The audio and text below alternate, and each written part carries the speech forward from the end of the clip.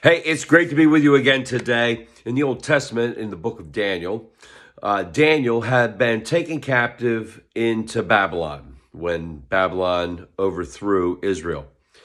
All the people went into exile. Daniel was one of the exiles. And Daniel was a righteous man. He loved God, prayed to him every day, did everything that he could to follow God. And he also could interpret dreams. At one point, he interpreted the king's dream, and he was correct. And he was promoted through the government all the way up to the highest ranking government official next to the emperor. Wow, right? Not bad for an exile. And he was working as hard as he could for this emperor, doing things in the right way, and he was being honest and righteous. And the other guys that were in charge were jealous, right? These other satraps, they were called, right? And they were jealous of Daniel, and they went to the king and they said, hey, why don't you make this rule that nobody can pray to any other God except for you for 30 days and put it into writing. And the king's like, hey, that's a cool idea. And he did. Well, then they go up and they find Daniel praying to God. And they go back to the king and said, hey, we found Daniel, your number one guy, and he's not even listening to what you say, and you got to hold him accountable.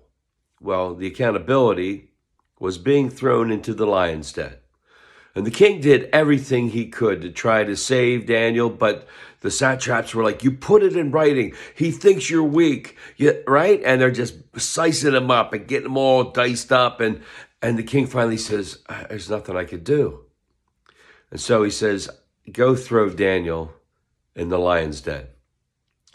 They take Daniel down. They throw him in the lion's den, and they roll the stone across, and they put a wax seal on that entranceway, and the king pushed his ring into the wax so that nobody could break that seal and save Daniel. That night, Daniel prayed while he was in the lion's den, and the king was up all night. He was restless. He couldn't sleep because he really loved Daniel. And so the next morning, he got up early and he ran down to the lion's den. He said, open up the lion's den. And they rolled the stone away. And he yells down into the pit, Daniel, servant of the living God, are you still okay? And Daniel yelled back up, hey, king, I don't have a scratch on me. Pretty cool, right?